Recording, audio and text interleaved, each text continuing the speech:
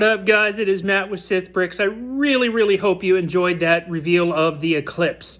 I kind of tossed it around for a little bit. Did I want to do a movie scene or just music? I went with just music because Darth Sidious's theme is so evil, so like almost low-key. It's not like in your face like Vader in the Imperial March. So I thought it just best to do his theme as music. By the way, I do not own the rights to that music. It is merely used for this video and entertainment purposes only. With that being said, as you guys know, the Eclipse is now complete.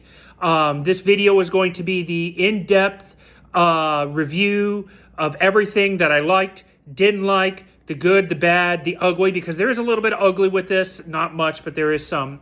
But I wanted to go over it all so that way everybody out there can make an informed decision on whether they want to add this to their collection or not.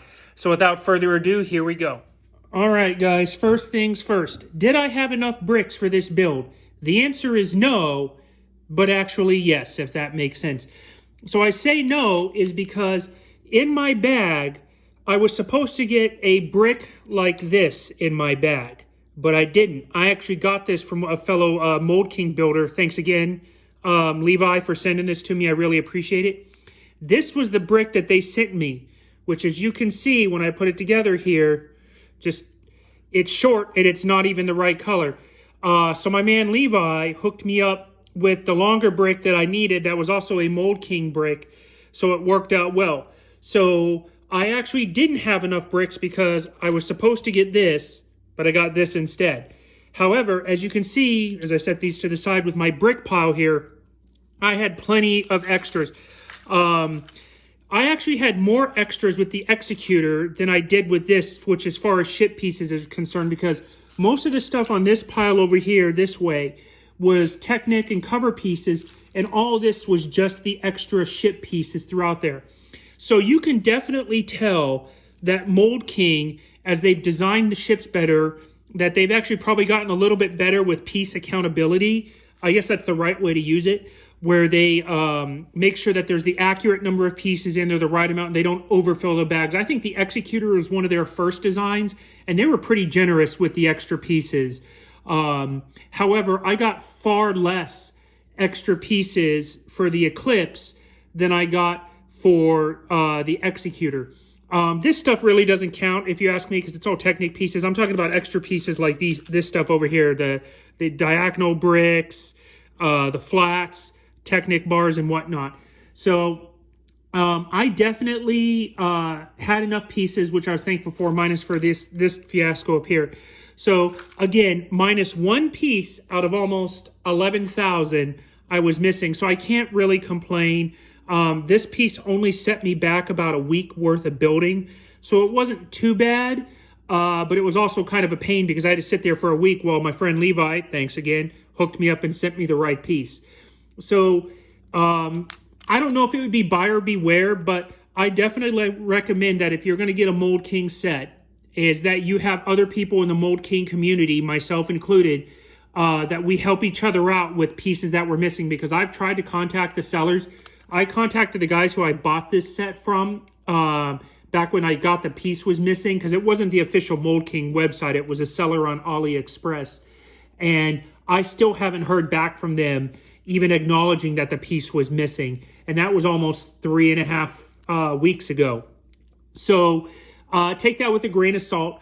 But, you know, within the Mould King community, I would definitely recommend, again, reaching out to people who also have parts so we can help each other out, so we're not stuck dealing with some crazy response time to get bricks replaced. So with that being said, I'm going to move on to the next part of the review. All right, so the next thing I wanted to talk about was the MVP used during this build. The MVP is absolutely critical to this build. There are several of the big plate pieces, which I'm actually going to grab my camera and show you here real quick. So several of these, all of my pieces that were shaped like this, I could stand on these pieces in order to set them right with all the bracing that's underneath. For some reason, these large plate pieces you see here, I apologize for my kitchen light, let me do that. On both sides, anywhere you see on the ship, were an absolute nightmare to hammer into place. So having the MVP on the build was absolutely critical. Sorry, there's my camera leg right there. Well, let me get that out of the way so you don't have to look at it. But anyway, it's going to be there. So Sorry about that. I'm trying to adjust my camera angle here. Sorry about my camera leg. I'll use my hand to cover it. So this thing is absolutely critical. It's no different than the blue one I got with the Executor. But one of the other guys who watches my videos, and his name escapes me for a moment, pointed this out, is that there's this piece that sits right here in this hollow part that you can actually attach to the MVP to help seat Technic pieces. And then when you're done with it, you can just take it out and you can just put it back in here for storage later. So I thought that was a really neat thing I had no idea about. And I just used my very handy set of tweezers in order to get that piece out so I could start doing stuff with it. So the MVP is very necessary. Leave your plastic cap on. Don't ever hit a brick piece with this metal piece because you will break your bricks. You know, I can hit this on my granite countertop and it works just fine. So the MVP is absolutely necessary, especially with those large plate pieces. So we're going to go ahead and move on to the next part. All right, guys, so we got the instruction booklets right here. 2 booklets for this build, 400 pages each, almost 2,000 steps. It was really in-depth. You guys have seen my other videos, but I just think the Mould King instructions far outclass the Lego instructions because they not only tell you what parts you need like a Lego one does, but they will highlight it for you to tell you where it needs to go. You can see right here where they want the pieces at and whatnot. I think this is way better than how Lego does it because with Lego, they're going to give you the pieces you need, but you have to look at the picture and be like, okay, where does this all go? Even when I was building the Devastator UCS set, it was extremely difficult sometimes to find where pieces went because Lego's like, here's the pieces and find where they belong in the picture. Well, with Mould King, especially in some areas like this, they'll actually break it down and tell you how to do it, which is really nice before you attach it. So again, the Mould King instructions far outclass the Lego ones. Since they're in here, I'm going to show you the sticker sheet that came with this set. So there's the stickers that you get with it. The main one for the base plate, and then all this is for the interior play and whatnot. You know me and stickers. If I find an extra sticker sheet out there, I'll buy it and attach it. But for right now, I'm not going to put it on there. I may put this sticker on the plate when it goes into its final resting place. You've heard me say that a couple of times. But for right now, I'm going to leave the stickers as is. So that's the instruction booklet and the stickers. And now the moment a lot of people have been waiting for, we're going to get into the nitty gritty on the warship. All right, guys. So as you can see, here is the warship finally completed. This thing is just an absolute beast. And this is the built dimensions I'm about to show you right now. So this thing is 45 inches long. From this point here, as you come all the way forward to the warship and check out my oven in the background, to right here, 45 inches in length. So what is that? It's just under 4 feet. Now, this thing is monstrous. This thing is 28 inches wide from tip to tip. So that is just huge. You just kind of come around here to the backside and you can just see the size of this. You know, 28 inches is massive. That's, you know, almost 2.5 feet long across the back end of the ship. Now the height from my kitchen countertop to the top here is 19 inches. So a little under 2 feet for the actual height. And then the weight of this thing is absolutely massive. Guys, when I went to put this thing on the scale, I was blown away.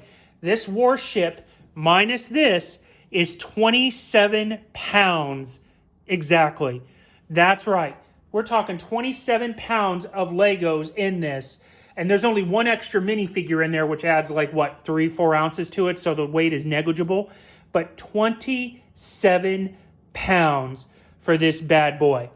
So it is a big piece. You need a lot of shelf display. This would almost need a table for proper display because I don't think a shelf would do this justice. This is something you want set up in the middle of your house or the middle of your Lego room for everyone to see. So what I'm going to go ahead and do now is I'm going to go and set my camera up on its tripod and I'm going to show you how you open everything up so you can get to the interior play. We're going to talk about the interior play aspects here shortly. All right, guys, so before we open this thing up, you have to take off the cons tower. So you saw in the last bag, in bag 32, that the cons tower just slides in and out. So it's actually fairly easy to remove. You're just going to take it and you just slide it out. You don't yank it too hard. Just give it a little pull and it'll come out. But it doesn't look like it's going to clear these, but it actually does. So you have to take this off in order to open up the next part of the warship. Now, when you look back here, this top piece comes off. you want to grab this in the middle right here in order to take it off properly, so that way you support it. So all you do is you just kind of get your hand in here and you just lift it up, and this piece will come off. This is bags 30 and 31 right here, which again, you can tell that this was came after the Executor, because look at the joinery down here. You guys remember with the Executor how they just put rods in here to fill in some of these holes? Well, this one they didn't. And it's actually so good that I may actually try to buy these pieces off of Lego, or maybe find a Mould King distributor, excuse me, and try to redo the Executor where I put that into place, so that way it locks and sets up so much better. So now we come to the next part. So as you can see here, we've exposed the bridge of the warship. You have the battle screens here. You probably have where Darth Sidious either commands, or you can have holographic information. You've got your main stations. This is the 2 pilots. This is probably maybe communications or weapons down here. We don't know. It's whatever you want to be honest. And that's the thing I love about it, is all of the interior play aspects of this warship. So I'm going to go ahead and swing my camera around. So come with me on this adventure right here. And I'm going to set it up so you guys can see how I take this apart. And I'm going to, give me a second here as I balance this on my holder here for my camera. All right. So I'm going to go and tilt this up a little bit more. So in order to get to the next part of the warship, you have to come over here and you have to take these off. Now these just lift up like this. They just lift up and come out like this. So you take that one off that way. You come over here and you just take it off this way. And that's just how easy it is to get to the full interior of the warship. Now, I'm going to grab my camera again, so bear with me here as we walk the angles here. So underneath here, I'm going to flip this over. These bricks right here that you have mounted here, here, here, and here are all what goes into here, and they sit into holes like this in order to seat these properly within the warship. So that's how that's done. This piece right here, this long piece right here, actually rests right here in order to provide stability when it's closed. So that's what's going on with the insides there. Now at first when I got this, I thought that this would somehow attach to this piece right here to put it together. But I was wrong. I actually missed this step because I'm prone to do that. I missed this step when putting this together, that once this is here and you have these panels on and the back put together, there's a brick on a hinge right here that you can see that these snap in to provide additional support for the warship. So what this is it just allows this mechanism to rest here. So that way when it sits here, it sits nice and flush across here. So this is pretty much all of the warship. However, there is you guys are like, where's the throne room at? Now here's what's really nice about this. You can grab this top piece just like this, and it just lifts off completely like this. It's not attached, and it exposes even more of your interior play area. Like I still have my Emperor figure down there. I'm over here on the barrack side, so you've got some bunk beds, a fresher, probably a guard station. You have an armory, a conference room. You come over to this side. That's where the prisoner control sits, and then you have the 2 prison cells and a couple of trash cans right over there. I guess that's what they are. They look like trash cans to me. So you have this amazing amount of interior play space to go along with this warship, and it's really easy to get to. The only bad, and it's a small one for me on this, is I wish that these pieces were hinged on, so that way it just folds up and stays open like this. I mean, it is nice that you can take it off and access everything, but a part of me almost wishes this was hinged, so that way, I don't know, maybe it would just look better on display. It's easier to fold it up and put it away to play. So that is the warship with the interior review here. The only change I made is, I've talked about it before, but this gun rack was set on like something that would like lean it back and forth. And I didn't like it because it was super loose. It didn't sit right when I was trying to put this down or anything. So I just took it out and made it a part of the ship. And it is way more stable than it was before as far as getting in there. So that was really nice. I actually have a bunch of minifigures on the way So probably in a couple of weeks, once all the minifigures are here, I'm going to pull this bad boy out. I'm going to set it all up with minifigures. I'm going to take the time to pull up plating, and I'm going to put minifigures everywhere. I'm going to get some royal guards to go in here. I'm going to get some officers to sit in here. I wish I could have Lord Vader in here, but Lord Vader was dead when this ship was commissioned, so you cannot have a Vader in here to be accurate. I do plan on putting some rebels in the jail cell. This does take place about 10 years after the Battle of Yavin, or about 5 years after Return of the Jedi. So I can easily have, you know, Leia and Han or Luke or whoever in there. I may just throw them all in there and be like, burn. So, but yeah, you can have a ton of play right here on top of having this pit-like area, which is common on Imperial Star Destroyers and Executors, for more interior play. So trust me, guys, once my minifigures get here, I'm going to really trick this out, and I'm going to open it up and show it to you all again so you can just see how much interior play and how much fun that you can have with a ship like this. So we've covered all that aspects. I'm going to put it all back together now, and we're going to go over some things that I really like and that I don't like when it comes to the exterior of the warship. All right, so guys, I actually wanted to show you how this went back together. So once you put this in here, this is the piece that I told you that's just going to rest right here. So you can see there's some space in there for some minifigures. Like all the minifigures that are going to be down here are going to be okay. The one's going to be a pit okay. You may be able to get a few up here, but I don't know how many. I'm actually going to grab one of my kids' clone troopers real quick and show it to you. All right, so this is just for scale, so you guys can see about how a minifigure would be in this thing, right? This is from one of the recent clone battle packs.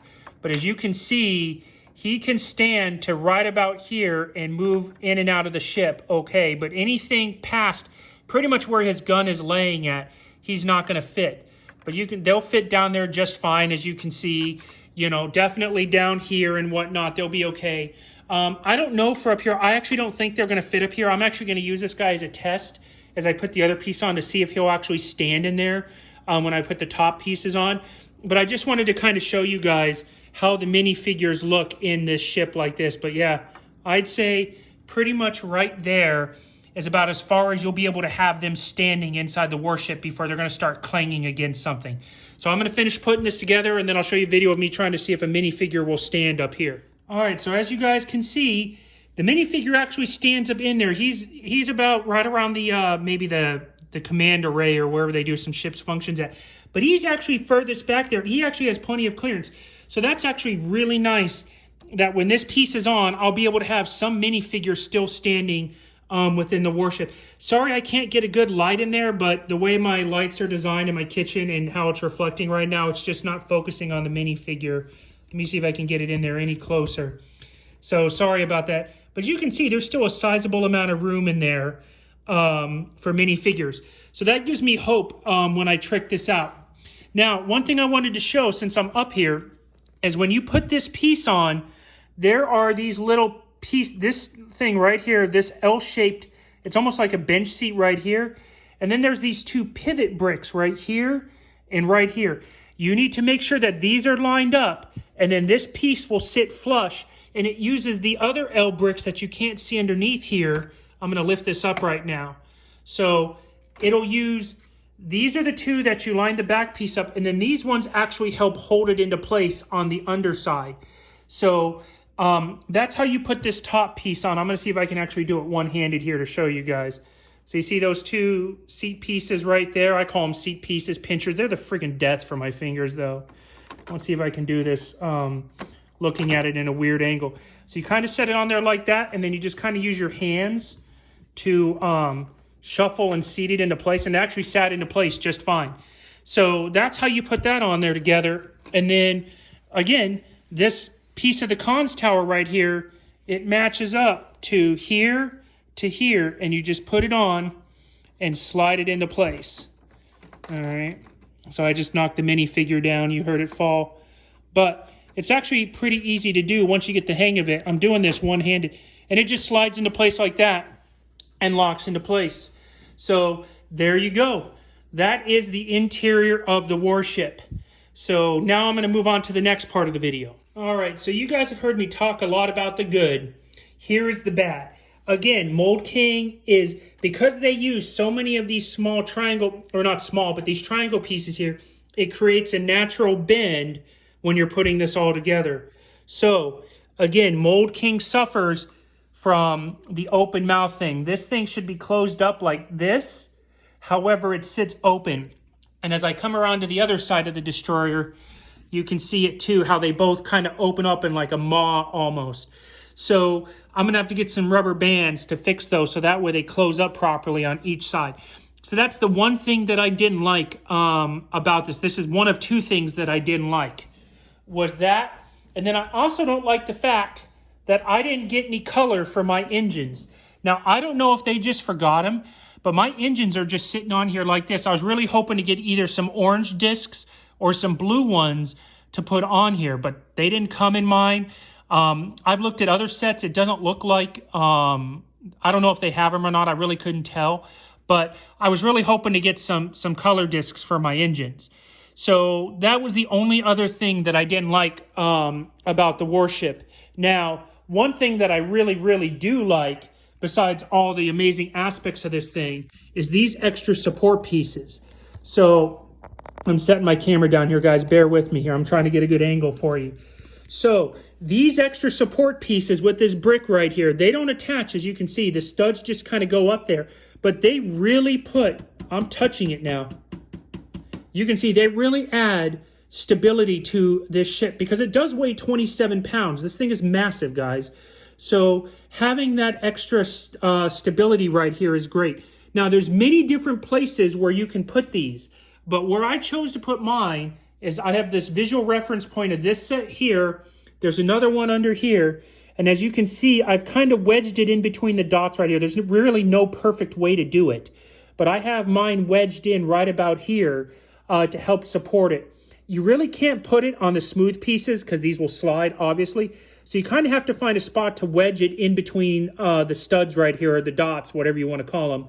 I found a good position is right here. Again, using these as visual references and coming down to where there's like 3 or 4 of them. So it sits and holds it into place. And plus, let me see if my camera, well, let me turn around. How about I learn to do my camera angles properly? You can see how close the other bricks are to the ship. So that way it provides maximum support and stability to it. So that was one thing that I really liked about how that worked out with these 2 support pieces. And these extra heavy bricks that I got in here, they actually make a lot of sense now. And again, the bottom of these have openings. So if I decide to put this on base plates, this is all going to attach, which will make me even happier because it'll provide even more stability. Because if I were to take these out, this thing gets really wobbly really quick. So that is a really nice thing that they added. I think it's actually a better design than the Executor. It's not attached to it, so it makes moving it easier. You know, where the Executor stands that look like this are attached. This one isn't. So that's a great thing about it. So the next thing I'm going to do is I'm actually going to bring up this, and I'm going to show you some of the detail work down the side here. If my camera is going to cooperate, which I hope it will. Yeah, it's doing it. So you can see as you come down this spine of the ship, just how much detail goes into all this. You know, every one of these pieces is an individual piece. This isn't like this thing right here. That isn't prefabricated. I had to put all those studs and everything in there together. They use a lot of the rods. They use those pinchers to connect them all and make it look good. So the detail work on this is great. It's I think the Executor, because it had the cityscape here, had a lot more detail in that area. But I still like how they did some of the detail, but it leaves plenty of openings for customization. Like I'm going to take a lot of my extra pieces and start snapping them in on locations here and here, like some of my black grates and everything, just to add a little bit of more detail to the Warship. So now the last thing I'm going to do is probably one thing a lot of people have wanted to see, and I'm going to do a size comparison with my 3 big ships. So let me go get them, and I'm going to set them up here shortly. All right, guys, and for the last part of the video, here's how all 3 of the warships stand up. There you see the Devastator, there you see the Eclipse, and here you see the Executor in all of their glory. As you can see, they all have different good and bad. The Executor is by far the longest of them all because you have this massive fantail about it. The Eclipse is obviously the tallest, but that's just partly because of how it's designed. Plus you have this big area up here, which coincidentally, this area right here is this is where most of the crew and I'm sorry, not the crew, but this is where most of the fighter pilots and the stormtroopers stay at, up in this part of the warship. And then you have the Devastator over here. So kind of coming around, just doing a walk around, you can just see how big all of these warships are when put together. And as I walk around, you see my dog right there. So all you have their unique details to them. They're good and they're bad, kind of squatting down. The Executor came with engine colors.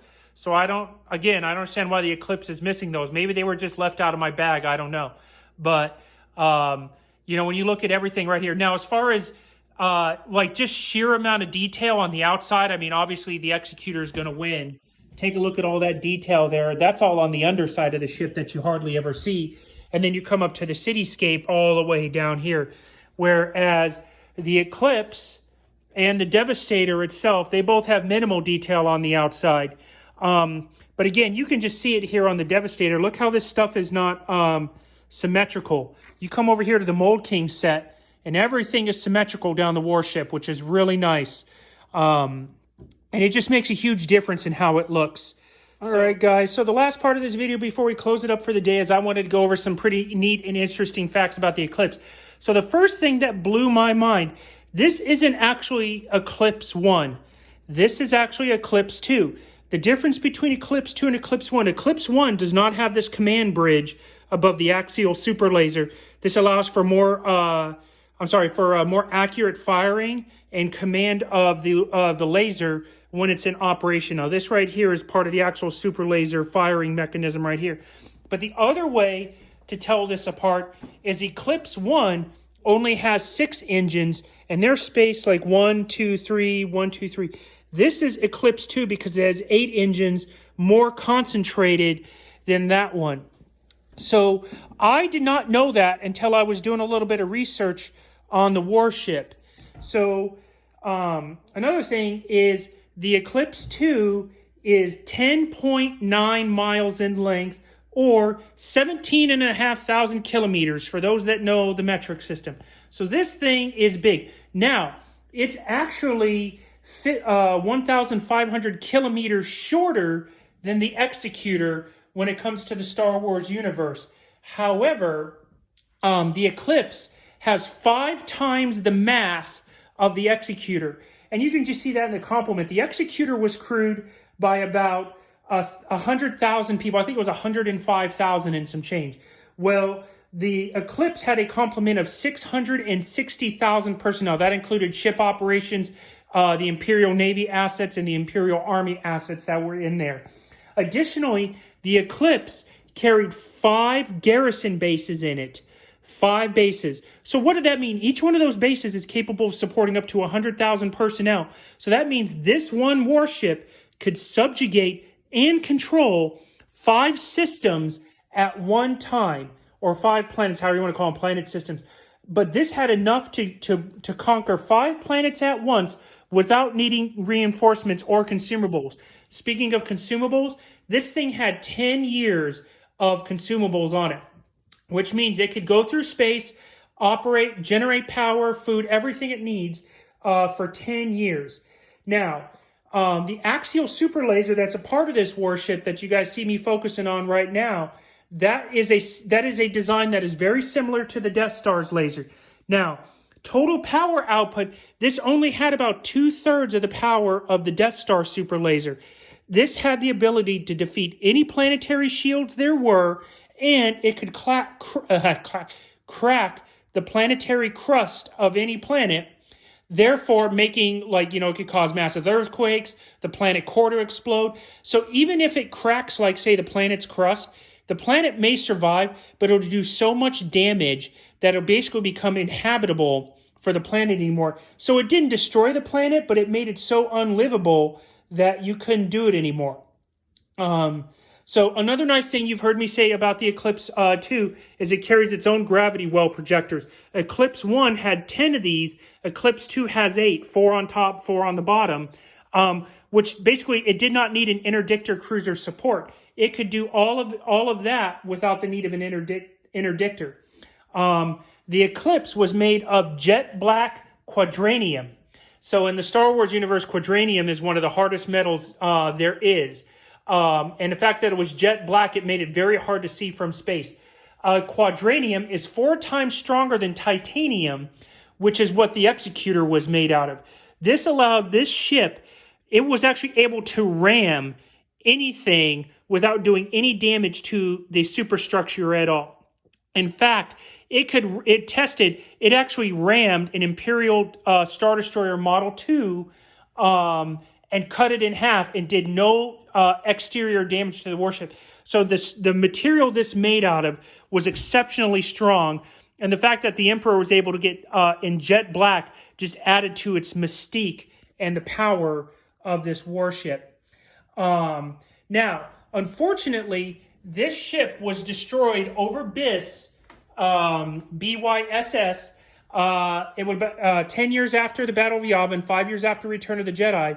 What happened is that R2-D2 got on board the ship. A rebel party got him on there. He took control of the ship's computer and had this thing ram another Imperial superweapon called the Galaxy Gun. Now, the Galaxy Gun comes from the Star Wars books that I read as a kid. And the Galaxy Gun is basically a Death Star super laser in a giant gun formation. It doesn't have any of the support like a traditional Death Star or even the Eclipse with its super laser. It was basically one giant laser-looking gun, which is why they called it the Galaxy Gun. Well, what had happened is R2-D2 sent this ship to ram the Galaxy Gun, and right before impact, R2 had the Galaxy Gun eject one of its projectiles out. So we're talking like basically a bullet that can destroy a planet. Got ejected from the Galaxy Gun into BIS, and when that projectile made contact with the atmosphere, it exploded, destroying not only the Galaxy Gun, but the Eclipse II. Of course, with the Reborn Emperor on it. And another thing for those that are fans of the Empire, a vast majority of the Royal Guards were stationed on Eclipse II upon the Emperor's death as part of Operation Cinder. He recalled some of his most loyal forces to certain bases throughout there. Well, the Emperor had concentrated all of his Royal Guards on here, and almost all of them were lost, except a few. Most notably, Ker Canos and Carnor Jax were the two notable Royal Guards to survive Eclipse II's demise. We really don't know how yet. Maybe there's a book that came out afterwards. But that's one of the biggest losses for the Reborn Emperor and the Empire is those Royal Guards being lost. However, Ker Canos and Carnor Jax were two of the most fiercest warriors of them all and the most devoted. So it kind of made sense that they survived.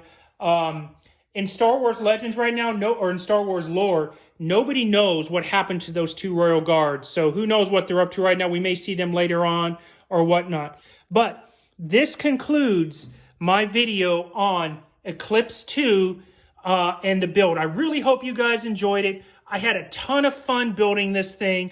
It was 32 bags. With my delay, it took me 41 days to build total because I did lose 8 days to building because I was waiting on those parts to come in. Thanks again, Levi. So 32 bags, 41 days, I think. Yeah, something like that to build. And just shy of 11,000 pieces. There's like 10,000, I think 368. I highly recommend this set. If you're a fan of Lego, if you're a fan of the Empire, you have to get this set. Because by far, the good of this set and the interior playability outweighs the couple of bad features. Thanks again for watching, guys. I really appreciate it. Stay tuned as I'll be unveiling my next build set soon.